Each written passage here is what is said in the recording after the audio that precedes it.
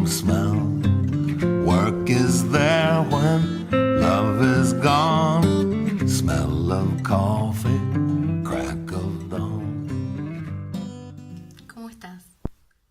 Bueno, hoy estoy adentro, hace frío, está húmedo, estoy lejos de casa, como se ve, y tengo ganas de hablar de educación, que es un tema muy importante para mí y que tiene que ver con un proyecto que estoy diseñando. Me interesa mucho contribuir a la innovación pedagógica porque veo que la educación tradicional formal adolece de un problema del cual ya adolecía cuando ingresé yo en el ámbito académico desde el otro extremo como estudiante de chiquita.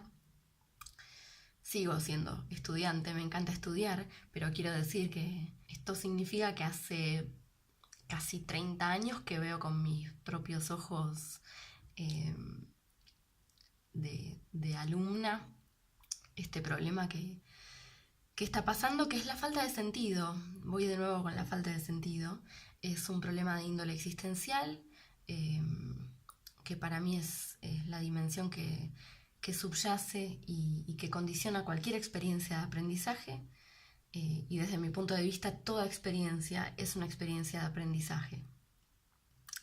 Si miramos la jornada de un chico de colegio, un chico en edad escolar, vemos que durante prácticamente 12 años de su vida, esta persona interrumpe artificialmente su sueño para ir a un lugar en el cual vive muchas instancias que no tienen sentido para él o para ella. Muchas que sí, pero muchas que no, muchas que tienen que ver con la parte formal, digamos. Los chicos son segmentados según categorías limitantes. No se toman en cuenta sus intereses y su curiosidad al elegir lo que van a aprender. Se aprende en general puramente intelectualmente, no se integra la emocionalidad y la corporalidad del chico en los contenidos referenciales que se le dan. En cuanto a los contenidos relacionales, la estructura que prevalece en general sigue siendo la competitividad, la asimetría, la condicionalidad. No se toman en cuenta las singularidades, las fortalezas, las dificultades de cada persona en general. Y como decía hace un minuto, para mí el aprendizaje es el nivel meta de la vida, o sea, es el nivel que está por sobre o por debajo todo lo demás, porque más allá del saber o del saber hacer que uno puede aprender en la escuela o en cualquier experiencia, lo que aprendemos como seres humanos a través de cualquier experiencia es un saber ser, es un saber estar o ser en el mundo, es una estructura o un patrón de funcionamiento. Y más en esta edad de la cual estoy hablando, en que la persona está en formación, está moldeando su personalidad, modelándose y adquiriendo patrones que van a condicionarlo para toda la vida, a menos que la persona después revise esto que adquirió. Pero la etapa formativa es tan importante y me parece que justamente lo que estamos enseñando, lo que los niños están aprendiendo en este tipo de ámbito es la normalización, la naturalización de una entrega a la falta de sentido.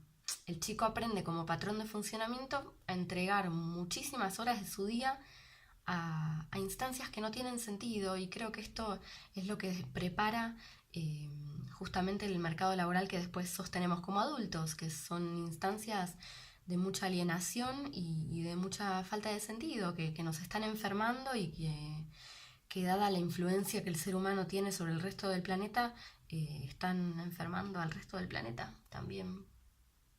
Entonces, en respuesta a todo esto que veo y que me gustaría ayudar a transformar, lo que estoy haciendo es diseñar un programa de consultoría educacional que va a funcionar a través de talleres terapéuticos, artísticos y educativos, especialmente pensados para docentes y gente que se está formando como docente, pero también muy importante para padres y para madres de niños en edad escolar.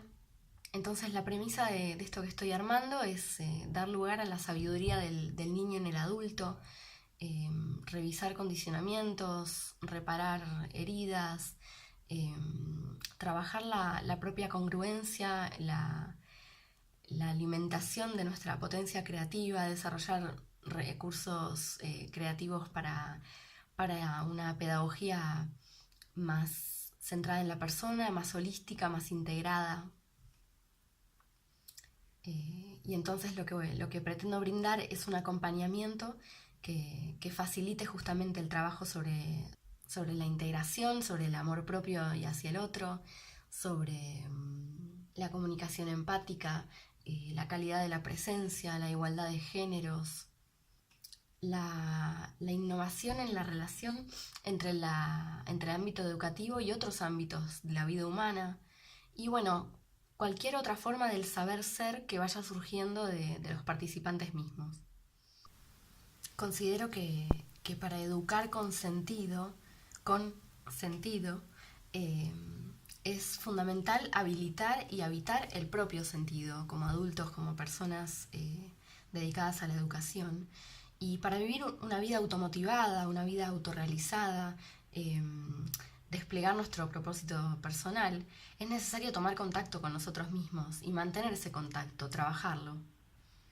Es absurdo esperar darle al otro algo que no hemos experimentado nosotros mismos, por lo cual creo que lo primero que tenemos que hacer es revisar todas aquellas cosas que hemos aprendido nosotros como alumnos, como hijos, como personas que nos formamos hace más tiempo que las personas a quienes estamos queriendo acompañar hoy durante el crecimiento.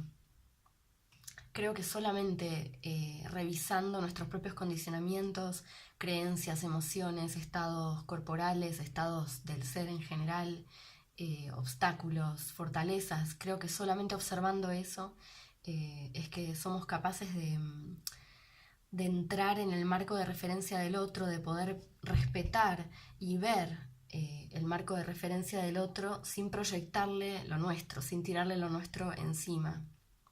Desde mi punto de vista, pretender aprender o saber algo sobre el mundo sin querer saber nada sobre la relación que tiene eso conmigo misma, bueno, es primero que es falaz. Y además considero que es irresponsable y que es peligroso, porque por lo que yo veo, por mi propia experiencia, descuidar la propia naturaleza, descuidar la autoobservación, nos vuelve destructivos, nos vuelve anempáticos, desconectados, desintegrados, y esto nos vuelve destructivos. Entonces lo primero que propongo como transformación que creo necesaria es el trabajo de entrar en contacto con nosotros mismos. Tener docentes que están en contacto consigo mismos como personas, padres y madres, ni hablar, que están en contacto consigo mismas como personas, facilita muchísimo tener hijos y estudiantes que estén en contacto consigo mismos como personas. En el ámbito académico actual, los chicos siguen aprendiendo mucho más sobre cosas que dijeron otras personas, sobre cosas que experimentaron otras personas, que sobre sus propias experiencias, sobre su propia vivencia del mundo, sobre por qué vivimos las cosas de determinada manera, por qué una experiencia fue importante o marcó al chico de determinada manera. Se toma más contacto con autores y con hechos externos que con el mundo interno, que es justamente el filtro inevitable a través del cual vivimos todo, a través del cual aprendemos todo. Propongo una pedagogía centrada en la persona, es decir, respetuosa y nutricia del mundo interno del otro. Propongo trabajar con docentes para que, además de acompañar al niño utilizando todo lo que aprenden en su formación como docentes, puedan acompañarlo desde un lugar desde el cual se habilite la experiencia propia del niño como anclaje primario, como máxima autoridad, y a partir de ahí ir conociendo y construyendo el mundo.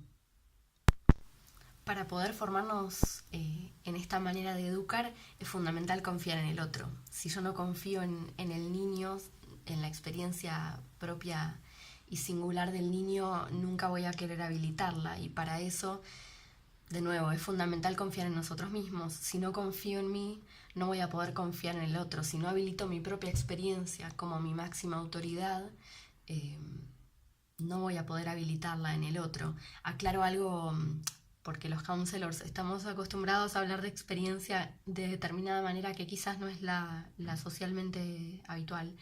Cuando hablamos de experiencia, no hablamos de experiencia pasada, no hablamos de currículum. Cuando yo digo experiencia, me refiero a la experiencia inmediata de ese momento, ¿no? A cada momento de nuestra vida, que es justamente una experiencia en la que incorporamos y construimos vida, modos de ser y de estar. A eso me refiero con experiencia, el instante.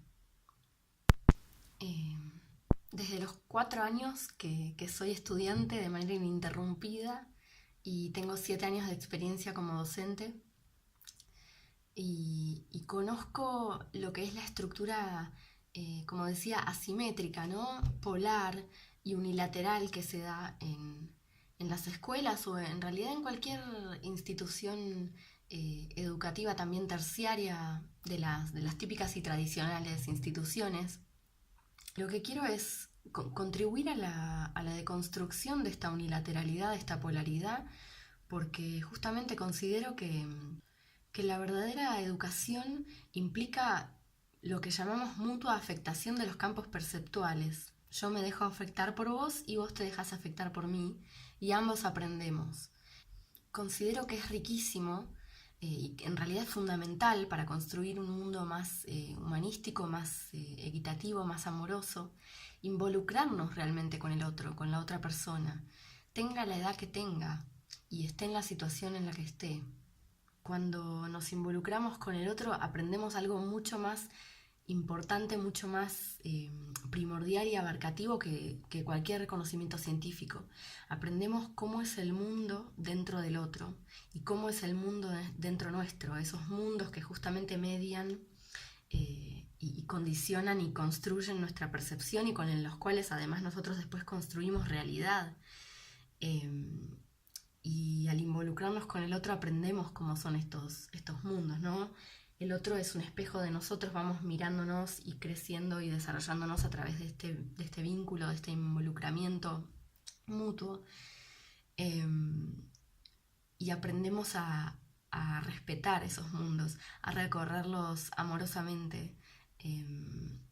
Y por lo tanto aprendemos a convivir mejor, aprendemos a vivir mejor el uno con el otro. Creo que eso es lo que está en la base o en el extremo cumbre de todo lo que es la pedagogía, la educación. Eso es lo que realmente aprendemos como seres humanos cuando tenemos la posibilidad de una pedagogía integral. Pero para involucrarse con el otro no alcanza con el dominio de técnicas tomadas de la afuera, sino que requiere del desarrollo de actitudes, de maneras de ser desarrolladas desde dentro, desarrolladas terapéuticamente, desde el sentido etimológico de la palabra terapéutico, que tiene que ver con un viaje al alma y a lo que podemos traer de ahí. Algo que es muy importante en este programa o en esta innovación que propongo es el devolver el poder al niño, devolver el poder a la persona, que es un cambio político, diría, sin querer entrar demasiado en lo que es la teoría de la personalidad, del enfoque centrado en la persona, con el cual yo estoy bastante alineada. Una de las necesidades que tenemos de niños es la necesidad de consideración positiva incondicional, es decir, la necesidad de que ese entorno del cual dependemos tan cabalmente de chicos nos valore, nos apruebe y nos considere de manera positiva, nos resguarde. Es un mecanismo de supervivencia, ¿no?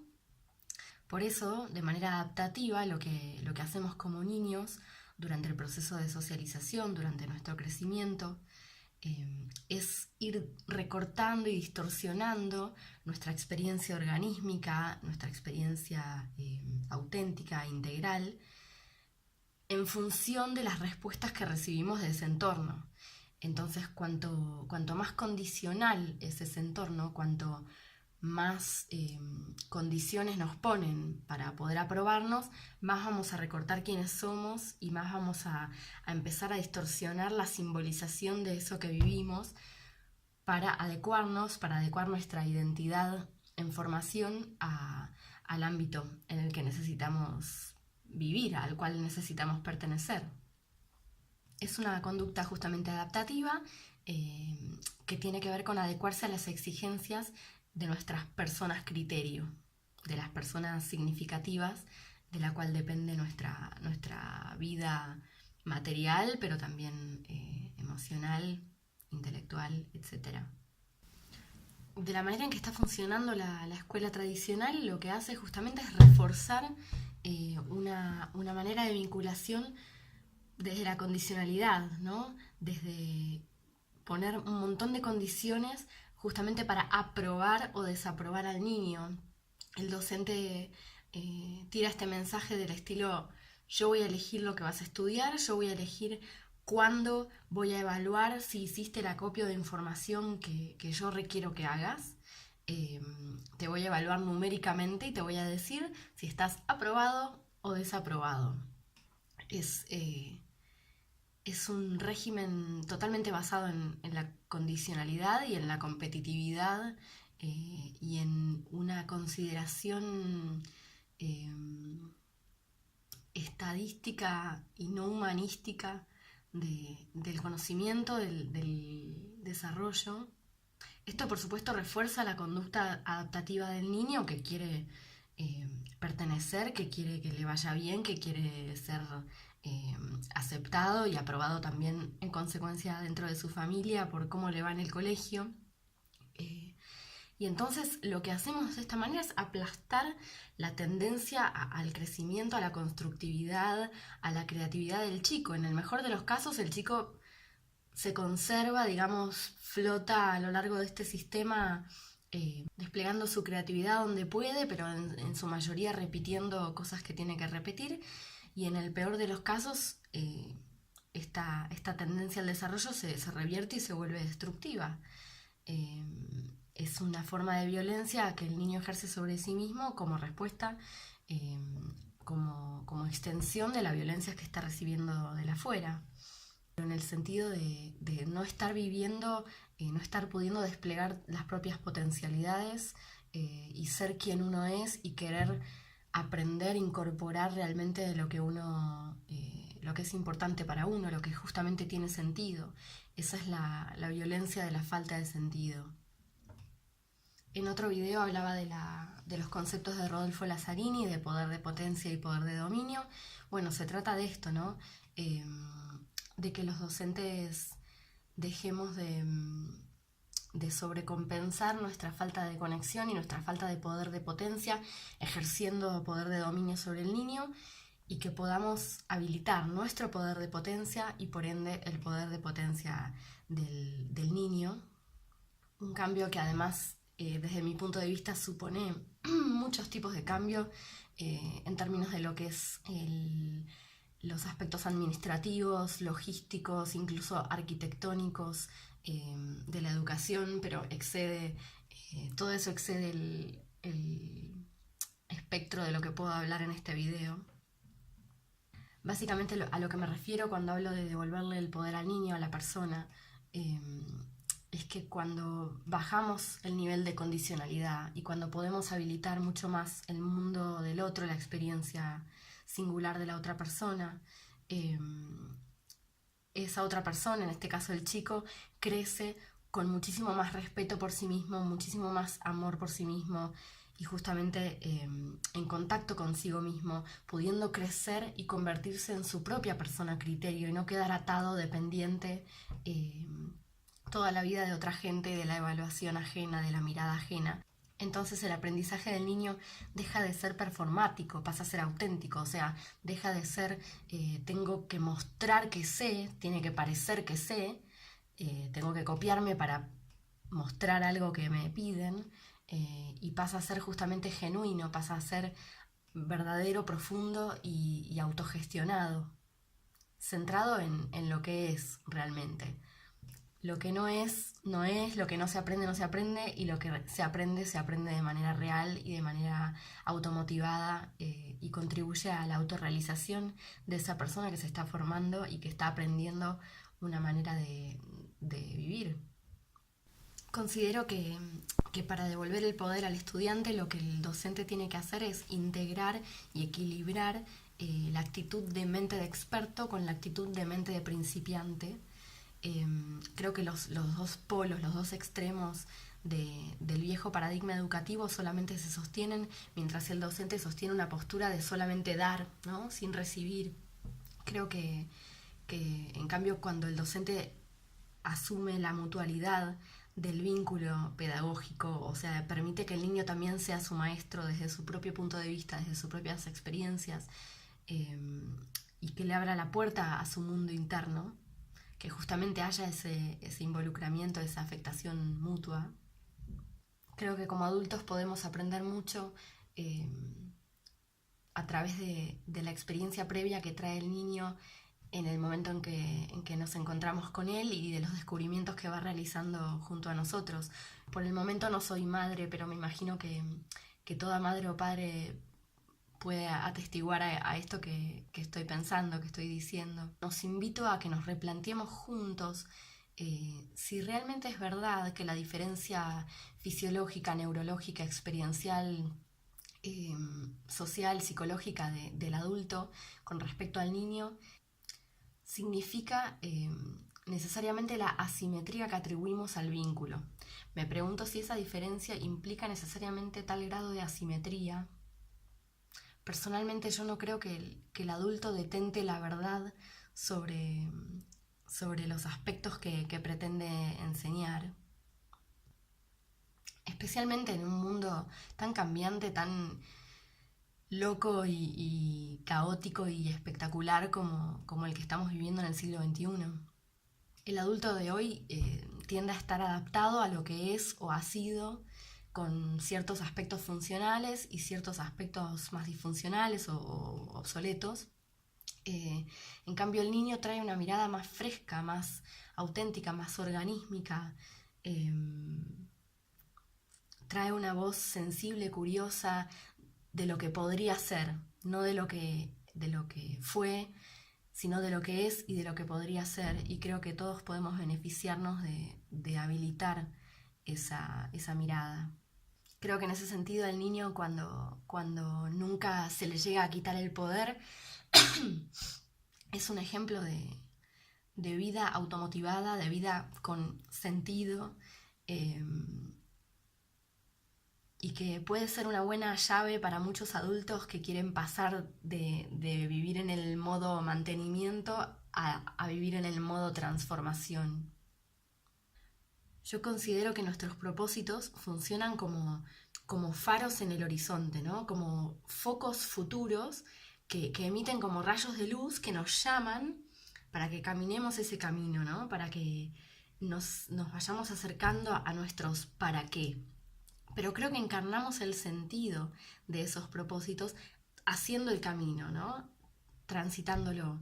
Es lo que Abraham Maslow llamó camino o proceso de autorrealización, que es el punto más alto de la pirámide de las necesidades humanas que él planteó, y es la única necesidad que no nace de la carencia, sino desde la plenitud. Es una plenitud que constantemente está en expansión. Lo que me pregunto, lo que nos planteo es si podemos poner más énfasis, más foco en ese foco de luz, en ese faro, en ese propósito, en ese para qué singular de cada niño y poder nutrirlo, alimentarlo, respetarlo. Si podemos contribuir a la luminosidad de ese foco cambiando nuestras expectativas sobre un temario que quizás imponemos a todos por igual, replantearnos también si realmente tenemos necesidad y si realmente es realista pensar en formar a diversas personas de manera uniforme. Creo que el hecho de vivirnos como personas, como un proceso dinámico, o sea, no solamente vivir el aprendizaje como proceso, sino considerarnos a nosotros como seres vivos, como proceso dinámico, transforma la vida en un continuum de experiencias que se vuelven más ricas, que nos hacen más libres de experimentar. Es esta cosmovisión en que todo lo que transitamos nos aporta una enseñanza valiosa. El error pierde el estigma que tiene normalmente en la educación tan condicional, porque el concepto de error deja de existir, porque todo es un aprendizaje. Entonces el miedo disminuye y el involucramiento con la otra persona y con aquello que estamos aprendiendo se amplifica, se magnifica. Y entonces lo que pasa es que en vez de rigidizarnos y limitarnos a obedecer y a repetir y a extraer conocimientos desde el afuera, desde libros o soportes donde depositamos la autoridad, nos flexibilizamos, nos actualizamos permanentemente y vamos tomando nuestra propia experiencia como máxima autoridad. Si confiamos en nuestra propia experiencia, podemos ir corrigiendo el rumbo sobre la marcha, justamente sobre esa marcha, hacia ese foco, hacia ese para qué, abriéndonos a la propia experiencia, apoyándonos en el contacto con nosotros mismos, que es la base del poder de potencia. Y creo que la expresión más natural y más amorosa y jocosa, justamente etimológicamente, de esta manera de vivir es el juego. Creo que lo lúdico, el juego, es la actividad por excelencia que expresa nuestro poder de potencia, nuestro vivir actualizados, nuestro vivir presentes, nuestro vivir creativos y confiando en nosotros mismos, en el contacto con nosotros mismos y con el otro. Y por eso otra de las patas muy importantes de mi propuesta, de mi proyecto, es considerar a los estudiantes más bien como practicantes. El juego es la vía natural que tiene el ser humano para explorar, para aprender y para guiarse por aquello que le interesa, o sea, para, como hablaba en uno de los videos anteriores, para seguir el placer, como brújula hacia aquello que realmente necesita la persona en ese momento. El juego es una práctica orgánica, amorosa, puro flujo, puro gozo, pura presencia. No conoce el error, es amigo de la apertura, de la actualización momento a momento, del ir corrigiéndose sobre la marcha, del ir reorientándose, de estar en contacto con uno mismo y ir viviendo el sentido durante el proceso, ir construyendo también el sentido durante el proceso. Considero que el juego es la base de la sabiduría, la actitud de explorar, de investigar, de imaginar, de conocer, de transformar todo aquello que el niño hace de manera automotivada. El niño juega naturalmente, en realidad todos jugamos naturalmente. Yo considero que el adulto, digamos, desconectado de sí mismo es como un niño atrofiado en realidad. Pero el niño que tenemos enfrente muchas veces busca compartir ese proceso, esos descubrimientos con nosotros. Y creo de nuevo que esta es una clave, una llave muy importante para los que queremos innovar en pedagogía y también por supuesto en crianza. Hay pilas y pilas de cosas escritas y de videos y de cosas que hablan de la importancia de lo que es involucrar todos nuestros aspectos en el aprendizaje, no solamente lo intelectual. El aprendizaje significativo se hace solamente cuando también está involucrada la emoción y la corporalidad, si no realmente el aprendizaje no existe, repetimos durante un par de días y después nos olvidamos. Creo que esto es fácil de comprobar porque la mayoría de los adultos recordamos realmente muy poco de lo que supuestamente aprendimos durante los años escolares. Entonces el aprendizaje significativo es holístico, es automotivado justamente y desarrolla nuestras múltiples inteligencias. Y en este sentido creo que el arte, no solo como actividad convencionalmente entendida, sino el arte como cosmovisión, como actitud, como manera de vivir, es fundamental en cómo yo propongo que enseñemos lo que tradicionalmente ha estado separado de lo artístico, de lo creativo. Ya lo dijo Ken Robinson cuando habla lo estético y lo anestético, ¿no? La escuela tradicional es una experiencia anestética, es decir, que nos anestesia porque no apela a nuestros sentidos, a nuestra sensorialidad despierta, no apela justamente a despertarnos, sino que nos duerme a través del énfasis tan desintegrado sobre lo mental.